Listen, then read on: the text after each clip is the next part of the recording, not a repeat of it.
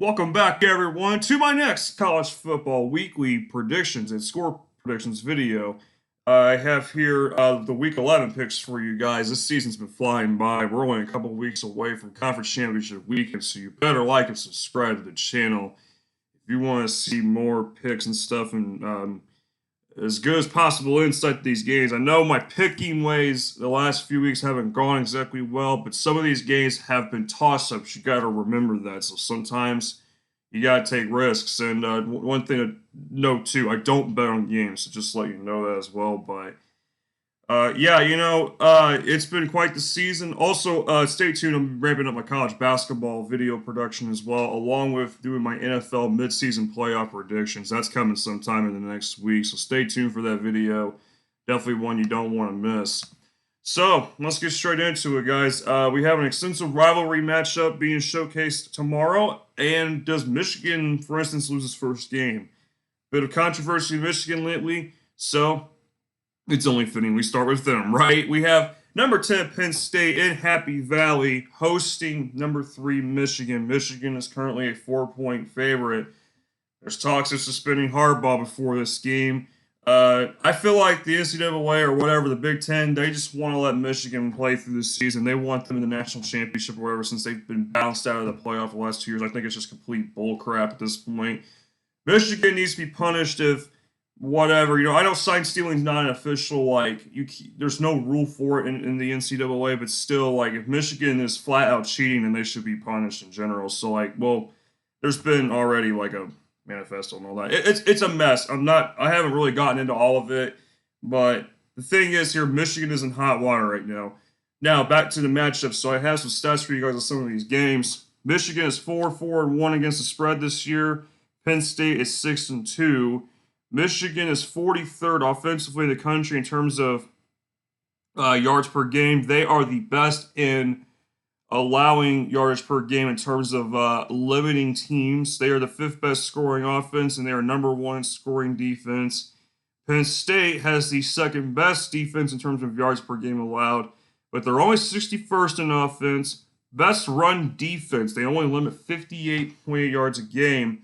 Now, last year when we had this same matchup, Penn State had a lead for a decent bit of the game, but then Michigan opened up with the rushing touchdown saga that was with Blake Corbin, Donovan Edwards. But this is a spot where Penn State could win, but I just can't see it happening. Penn State's offense has been pretty capped at times. I don't know what it is. Their run game hasn't been as good as I thought it was going to be this year. Drew Aller hasn't been able to do the downfield plays. I don't know what's going to happen here. James Franklin is 1-12 against top 5 teams, which is just absolutely ridiculous. Michigan wins, but going on here on out with this team, I don't know what to expect. So keep an eye on what's been going on in Michigan. I know it's a lot that's going on, but keep close tabs on what's going on with them. It's important. Next up, pardon me about that. We have Kentucky. That was the worst time for that. Kentucky versus number 8 Alabama. Alabama's favored 11. Let's not overcomplicate this. This is not a good matchup for Kentucky. Just isn't. I mean, Alabama's really been building things up the last several weeks. I think they're on a 7-game win streak right now or something like that. It's just they're hot right now. This is a team that's defensively talented. They've really stepped up in that. I know they kind of got burned by Jaden Daniels a bit last week, but then they slowed him down. And then, of course, he did get hurt in the 4th quarter. They were already up by 14 at that point. Kentucky, they just can't throw the ball sometimes. The run game is very good for Kentucky at times, but I'm just not buying this. I think Kentucky does not have a chance in this game. I will be shocked if they actually are close in this one. I just don't see how they're going to do it. I don't see how they're going to do it. Alabama's defense is going to slow this team down a bit. I mean, Jalen Milroe, it really kind of falls on him again, especially. This is going to be kind of my focal point with Alabama for the rest of the season. Jalen Milroe, what is he going to be capable of doing down the stretch? Because now the pressure is going to start building again, especially going to the SEC championship. But we'll see. I got Alabama dominating. Number 16, Kansas versus Texas Tech.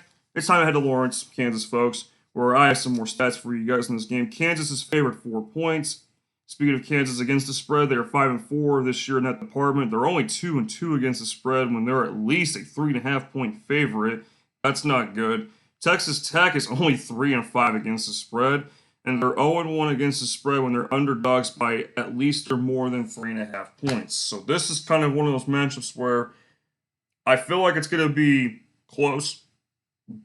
Both teams do not boast a good defense. Both teams have more higher-powered offenses. Well, Texas Tech's did, and then they kind of were, I don't want to say they were slowed a bit, but especially considering the fact that Tyler Shaw, of course, got hurt, Texas Tech had to kind of re-counter a bit. They had to kind of counter themselves a bit, and that they got back on track. They won at home against TCU by 7, scoring 35 in that game.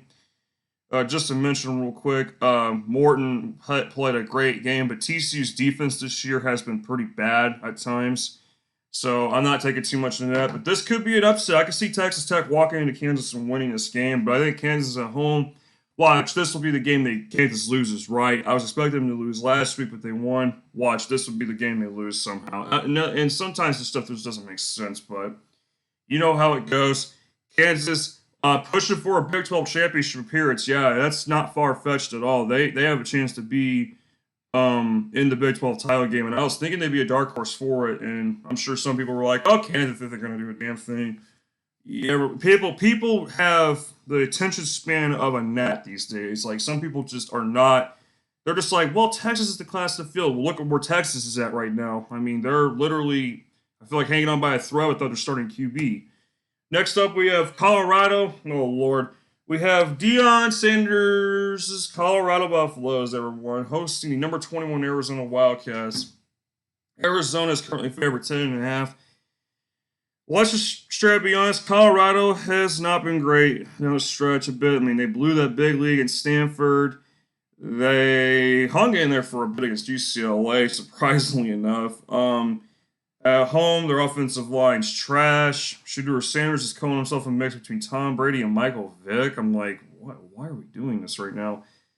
Why is this happening? And he's staying another year. So Arizona's hot. They're building it up, and I do not see any reason for them slowing it down. I think Arizona scores a bit in this game. I mean, anybody. My dad could score on Colorado's defense. I mean, it's that bad. Okay. I mean, seriously, Arizona's offense, I think, will shine through. I just feel like maybe Colorado could score more than 20. I don't know. I'm just really I have no idea at this point. You know, this could be a trap for Arizona, but the way they're rolling, I don't see how they slow down this matchup. I like how Fafita's been playing like QB. This Arizona team's been really clicking lately. Next up, wow. Okay, this game. We have number 4 Florida State hosting Miami. This is a historic major rivalry between these two teams. I say major because of the amount of times they have faced when they're at the top of the chain, basically, in college football.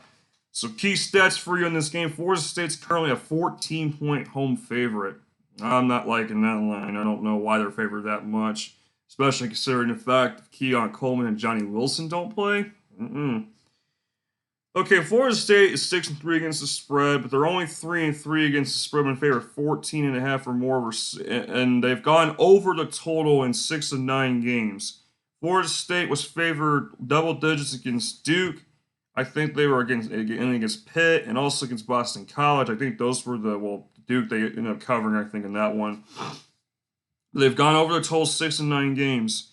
Florida State is 17th in yards per game, but they're 34th in yards per game allowed. They only allow 332 yards total per game. 9th scoring offense, 16th in scoring defense. They're 25th against the pass, so they're 25th best pass defense. They limit teams to 192 passing yards a game. Miami is 4-4 against the spread, and 5 of their 8 games have hit the over this season. I feel like this game could go over, but I'm not sure about that. Miami is 31st in yards per game, but they're 19th in yards per game allowed with 311. Now, the quality of competition they face is a little bit less, I feel like, than Florida State, obviously. Miami is 38th in scoring offense, 30th in scoring defense. They are 9th against the run. They stop the run at a high level. They only allow 89 rushing yards, and we know Florida State with Trey Benson can run the ball well. That's a key matchup there to watch out for. Miami leads the series 35-32. Florida State is 6-4 in their last 10, and 6 of the last 10 have been one-score games. So why in the hell is Florida State favored 14? That's a trap. I don't trust it. Miami is coming to play in this game. I don't give a damn if they only scored 6 points last week against NC State. They're coming to play in this game.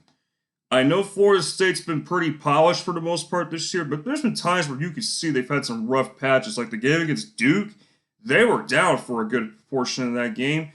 Against Pitt, they struggled, but that was without Coleman and Wilson. If Coleman and Wilson do not play, I can see Miami winning this game, but either way, I don't care who, or I don't care if Florida State's 100%. I got a close game here. Miami, again, I know. They've showed some moments this year where you're just like, I'm done backing this team, and I can respect that. I understand that decision, but in this spot here, in a long-standing rivalry game, that's not happening with me. I'm not getting fooled by this. Florida State could easily dominate this game too, but you know what? The trends I've been seeing, I don't think it's happening. I don't think that's happening. I think it's going to be a one-score game. And remember, if you want more context into this rivalry, look up Wide Right 1 and Wide Right 2. Those are two of the most memorable matchups in this rivalry in history. When, again, Florida State and Miami were pretty much at the top of the game in college football. So, close one here. Scary game for Florida State. This is their toughest opponent until the ACC championship game, most likely. Next up, we have Washington. Number 5, Washington hosting number 18, Utah. Washington's currently 9.5-point favorite. This game is pretty interesting because this Washington have a letdown. You know, they scored 52 on USC. Johnson, the running back, had 4 rushing touchdowns. That was absolutely crazy. Utah's offense has been pretty pedestrian at times this year, but they dropped 55 points on Arizona State. I mean, Arizona State's not that good of a team anyway, so I think anybody can really drop a load, I guess, besides Washington. That was bizarre still to me this day. But besides that, this matchup is pretty similar to Oregon and Utah. Oregon boat raced Utah in that game, we know that. Washington's defense can get scored on a bit. I'm going to take a chance at Utah scoring a little bit in this game. I still think Washington's running the table here.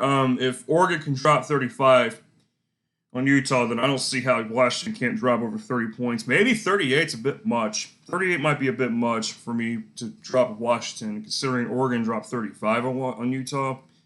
But Washington, the difference is Washington's at home. We'll see. This could be interesting. 9.5, weird line. Next up, we have number 14, Missouri, hosting number 13, Tennessee. This was the toughest game for me to pick of the week. This is going to be something. I'll tell you that right now. Tennessee is currently the favorite. There's quite a few interesting stats, so follow with me here. Tennessee is 6-2 against the spread, and they're 6-1 against the spread when they're at least a 1-point favorite or more. They've gone over in 5 of 8 games. Tennessee is 13th in yards per game at 466.4. They allow only 319.6 yards per contest, which is 21st best. 22nd scoring offense, 21st in scoring defense. But again, they're scheduled to a couple of those games, especially they didn't face any real competition. So you got to keep that in mind too. Tennessee's 59th in the pass this year and 54th against the pass. Their pass defense only allows 227 passing yards a game. They are 3rd in rushing overall. They average 227.7 rushing yards a game. They're 14th against the run, 14th best against the run at 97.3 yards. But I don't recall many teams that Tennessee's faced where they have a good run game from what I recall this season. Let me double check that because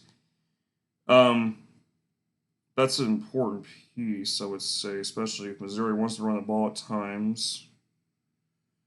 Yeah, like Kentucky, they faced Kentucky recently, and yeah, Kentucky's run game got slowed down a bit. They only had 42 rushing yards, but 1 touchdown. But Devin Leary threw all over Tennessee. So, like for instance, against Alabama, apologize about that. For instance, against Alabama, Alabama's running back had 115 rushing yards against them. So Tennessee's run defense is, I don't know, that 14th might be a bit overinflated, honestly. Missouri 6-2 against the spread, or 3-1 against the spread as well, and they're underdogs of 1 point or more and gone over 5 of 8. That's what makes this matchup so tricky. These two have literally mirroring stats basically in that kind of department. Almost. Missouri is 37th in yards per game, and they're 42nd against stat. They allow 343 yards a game. 36th in scoring offense, but they're 54th in scoring defense. Missouri is 24th best in pass. They pass for 282 yards a game, or they throw 282 yards a game. That sounds really weird, but they're 66th against the pass. They're only 78th in rushing yards per game, but they're 25th best in run defense. This matchup is tricky.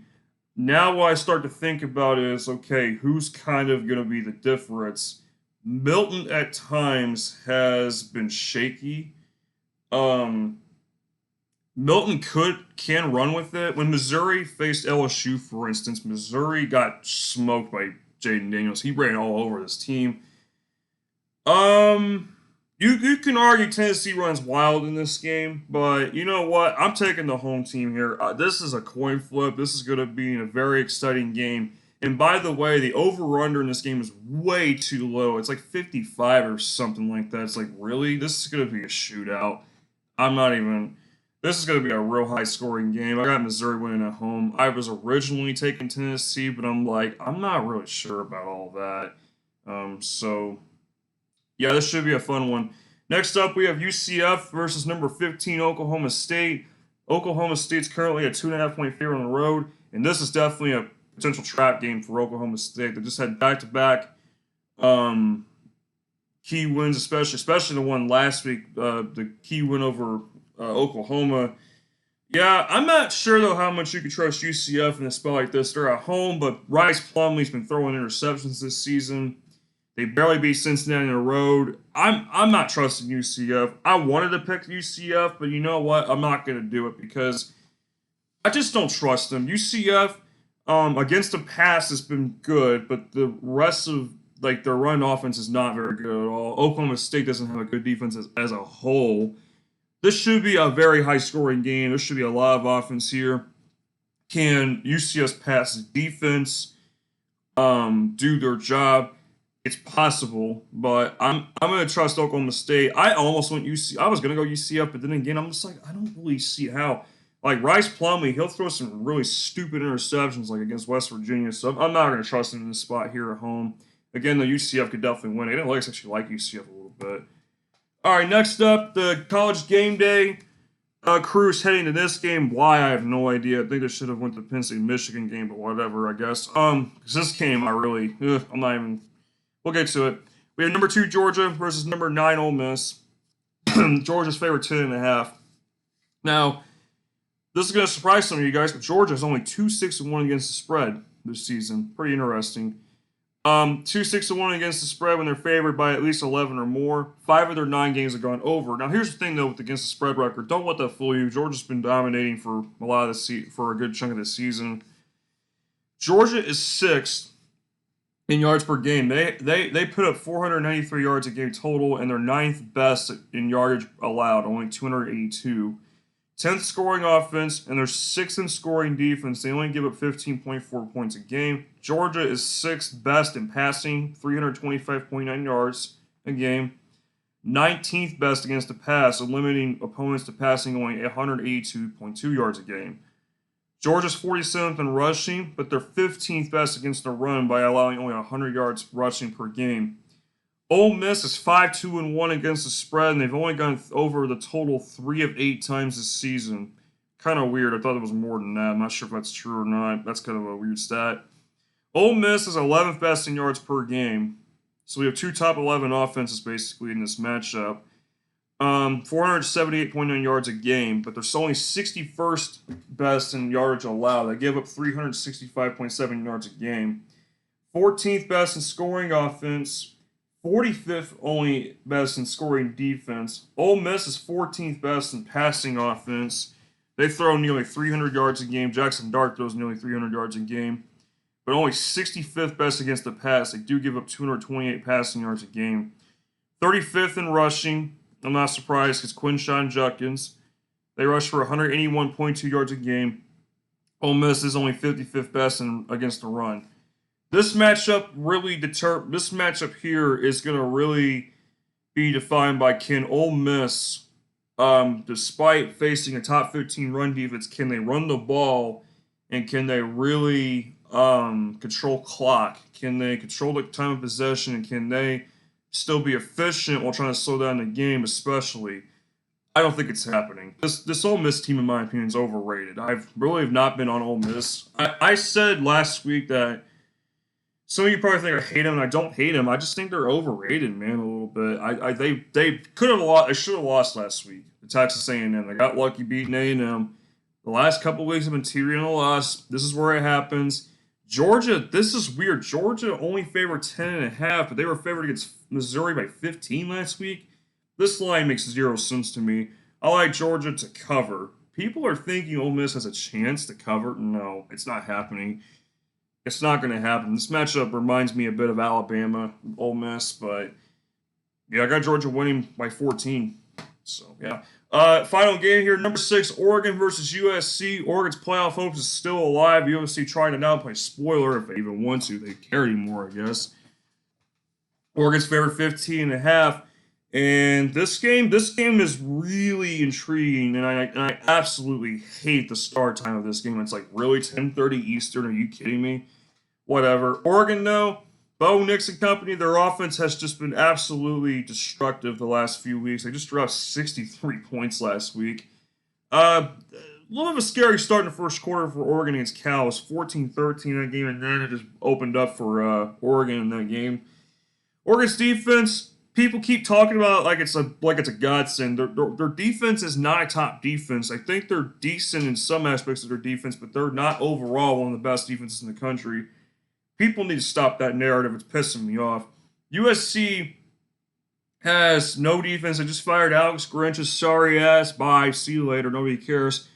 USC, I don't know where you go from here. Do you just, you just do your due diligence and just play it out the rest of the season, like, just for pride or what? What do you do? I don't know. I don't even know what's going to happen in this game. USC could come out lights out and beat Oregon. I mean, there's a potential for Oregon to lose this game, in my opinion, because 15.5, yeah, I can understand it. Oregon at home. Oregon does have, I will tell you this, Oregon's defense is a little bit better than Washington's, yes, but I don't know.